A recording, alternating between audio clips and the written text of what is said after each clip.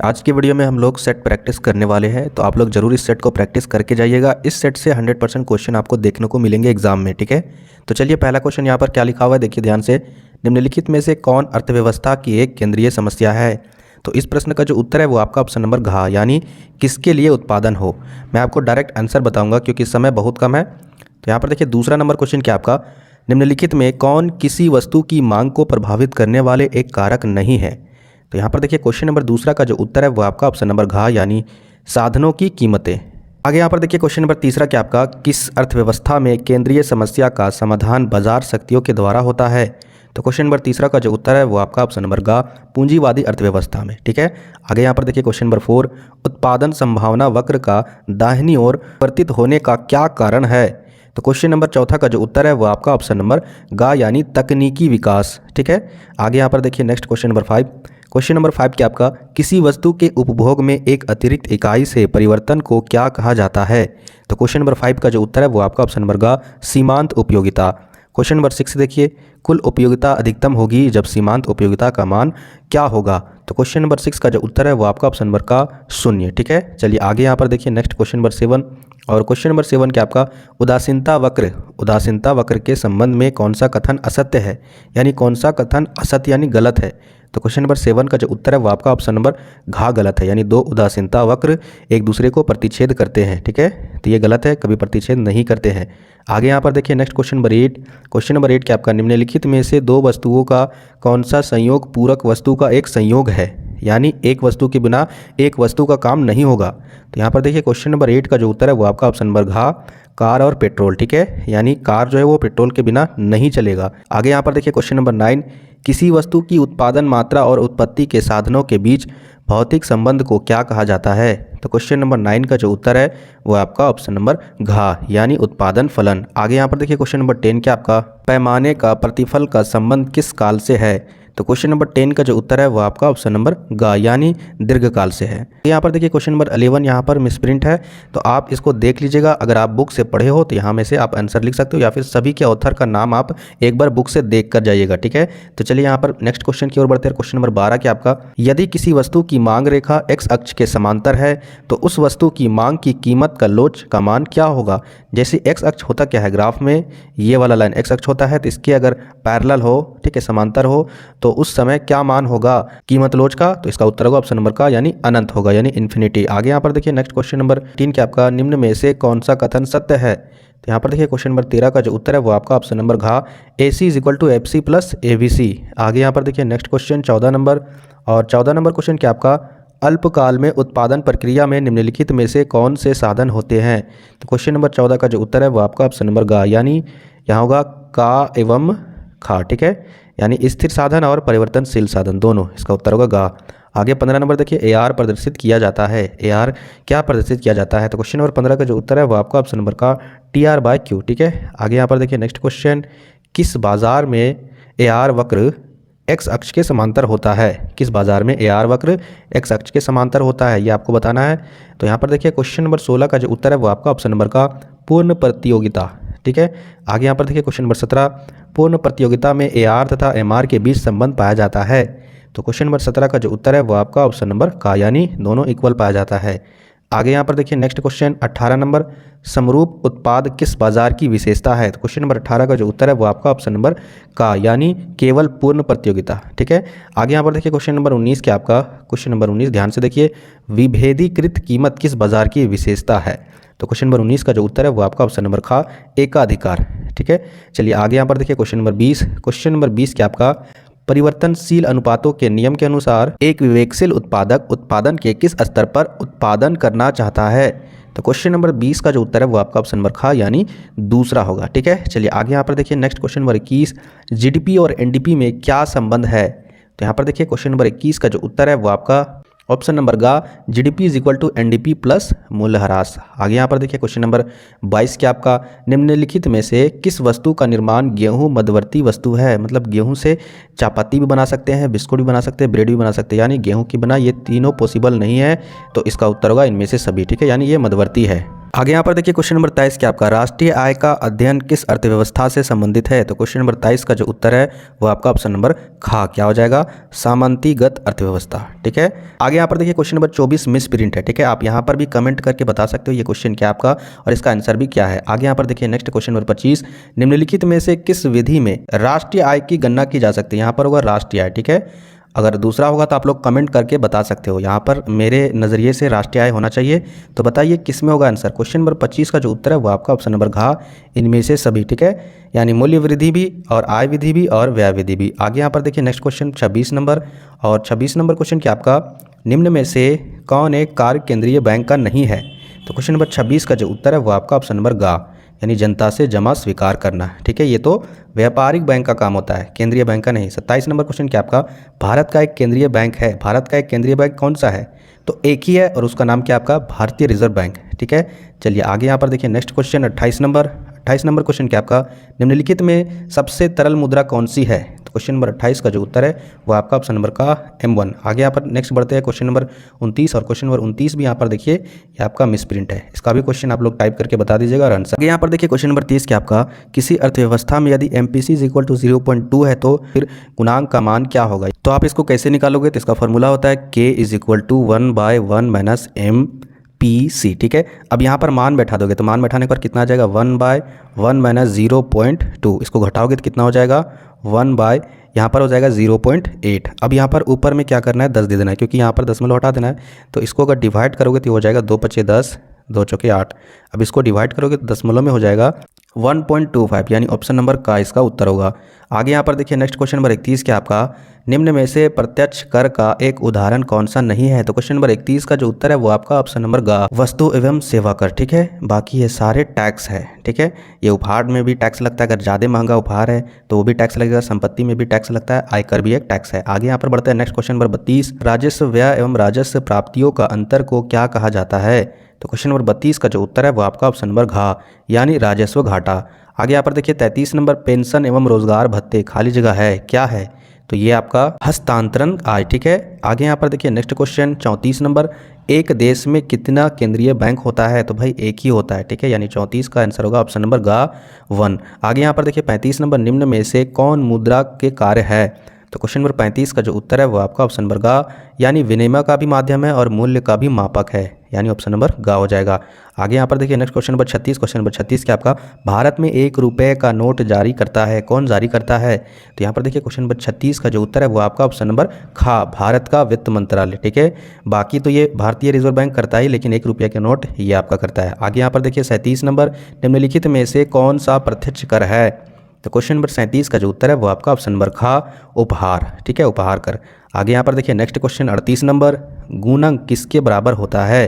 तो question number 38 का जो उत्तर है वो आपका ऑप्शन नंबर का विनियोग के परिवर्तन के परिणाम स्वरूप आय में परिवर्तन। आगे यहाँ पर देखिए क्वेश्चन नंबर 39, 1 रुपये के नोट के अलावा अन्य नोटों को कौन जारी करता है। अब यहाँ पर उल्टा पूछा, 1 रुपये के नोट के अलावे, तो यहाँ पर इसका उत्तर होगा ऑप्शन नंबर का भारतीय रिजर्व बैंक। ठीक है, 1 रुपये का नोट मैंने अभी बताया, बाकी इसके अलावा भारतीय रिजर्व बैंक। आगे यहाँ पर देखिए 40 नंबर, निम्नलिखित में कौन भारतीय स्टेट बैंक के कार्य है। तो क्वेश्चन नंबर 40 का जो उत्तर है वो आपका ऑप्शन नंबर गा यानी जनता से जमा स्वीकार करना और जनता को कर्ज देना यानी ऋण देना। ठीक है, स्टेट बैंक भी एक व्यापारिक बैंक है, तो भाई वो जनता से स्वीकार करेगा ही और कर्ज भी देगा। तो ये थे आपके पहला प्रैक्टिस सेट। ठीक है, इसी में अब हम लोग बढ़ते हैं नेक्स्ट दूसरा प्रैक्टिस सेट, तो वीडियो को पूरा देखना है। पहला क्वेश्चन क्या आपका व्यष्टि अर्थशास्त्र में सम्मिलित होती है, कौन सम्मिलित होती है। तो क्वेश्चन नंबर पहला का जो उत्तर है वो आपका ऑप्शन नंबर उपयुक्त में से सभी। ठीक है, यानी व्यक्तिगत इकाई, छोटे छोटे चर और व्यक्तिगत मूल्य निर्धारण। आगे यहाँ पर देखिए नेक्स्ट दूसरा नंबर क्वेश्चन, सीमांत उपयोगिता का नियम को कहा जाता है, क्या कहा जाता है। तो क्वेश्चन नंबर दूसरा का उत्तर होगा ऑप्शन नंबर गा। ठीक है, यानी स्थापन का नियम। चलिए आगे यहाँ पर देखिए नेक्स्ट क्वेश्चन तीसरा नंबर, मांग वक्र का ढाल होता है, कैसा होता है। तो क्वेश्चन नंबर तीसरा का जो उत्तर है वो आपका ऑप्शन नंबर गा यानी बाएं से दाएं नीचे की ओर। ठीक है, तो चलिए आगे यहाँ पर देखिए नेक्स्ट क्वेश्चन 4 नंबर, और क्वेश्चन नंबर 4 के आपका किस प्रकार के वस्तुओं के मूल्य बढ़ने पर मांग में कमी नहीं होती है। ठीक है, एक ऐसा वस्तु जिसका अगर आप दाम बढ़ा देते हो तो उसके मांग में कोई भी कमी नहीं होगा, तो भाई उस वस्तु का डिमांड ज़्यादा होगा ना, इसीलिए ना। तो क्वेश्चन नंबर 4 का जो उत्तर होगा वो है आपका ऑप्शन नंबर का यानी अनिवार्य वस्तु है। जी हाँ, एकदम अनिवार्य, उसके बिना आपका लाइफ चलेगा ही नहीं, तो वही वस्तु का दाम बढ़ाने पर उसका मांग भी बढ़ेगा। ठीक है, आगे यहाँ पर देखिए क्वेश्चन नंबर 5 क्या आपका किसने कीमत निर्धारण प्रक्रिया में समय तत्व का विचार प्रस्तुत किया था? तो क्वेश्चन नंबर 5 का जो उत्तर है वो आपका ऑप्शन नंबर खा यानी मार्शल। देखिए क्वेश्चन नंबर 6, माइक्रो किस भाषा का शब्द है? तो क्वेश्चन नंबर 6 का जो उत्तर है वो आपका ऑप्शन नंबर खा ग्रीक। आगे यहाँ पर देखिए क्वेश्चन नंबर 7, द्वितीयक क्षेत्र में निम्न में से कौन सी सेवाएं सम्मिलित है? तो क्वेश्चन नंबर 7 का जो उत्तर है वो आपका ऑप्शन नंबर घा यानी वस्तुओं का निर्माण। आगे यहाँ पर बढ़ते हैं नेक्स्ट क्वेश्चन नंबर 8, औसत स्थिर लागत वक्र का आकार होता है, कैसा होता है? क्वेश्चन नंबर 8 का जो उत्तर है वो आपका ऑप्शन नंबर घा आयताकार अति परवलय। ठीक है, आगे यहाँ पर देखिए क्वेश्चन नंबर 9 क्या आपका, यदि एक उपभोक्ता एक वस्तु पर अपनी आय का एक बड़ा हिस्सा खर्च करता है। आगे यहाँ पर देखिए क्वेश्चन नंबर 9 क्या आपका, यदि एक उपभोक्ता एक वस्तु पर अपनी आय का एक बड़ा हिस्सा खर्च कर देता है, ठीक है, तो उस वस्तु की मांग क्या होगी? इसका उत्तर होगा ऑप्शन नंबर खा सापेक्षिक बेरोजगार।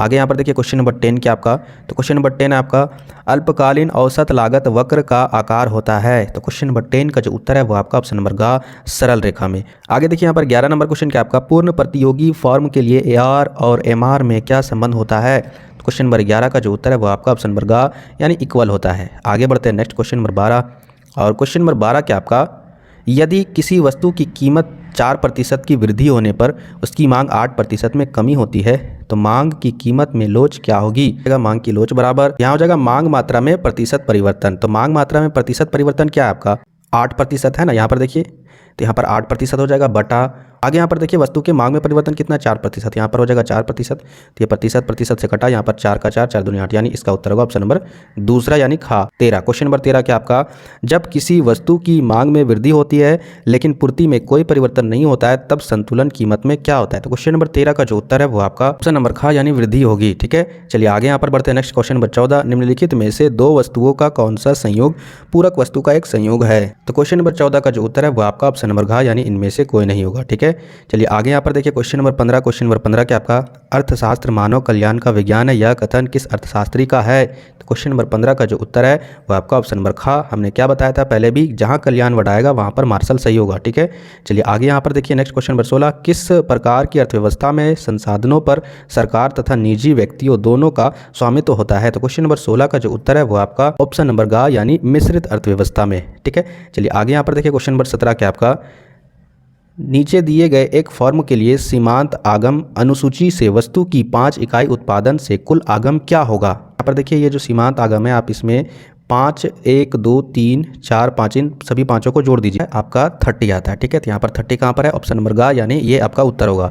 आगे यहाँ पर देखिए नेक्स्ट क्वेश्चन 18 नंबर, परिवर्तनशील अनुपात का नियम उत्पादन के कितने स्तर की व्याख्या करता है? तो क्वेश्चन नंबर 18 का जो उत्तर है वो आपका ऑप्शन नंबर गा यानी 3। ठीक है, इस तरीके से होता है, यहाँ पर 1 2 3।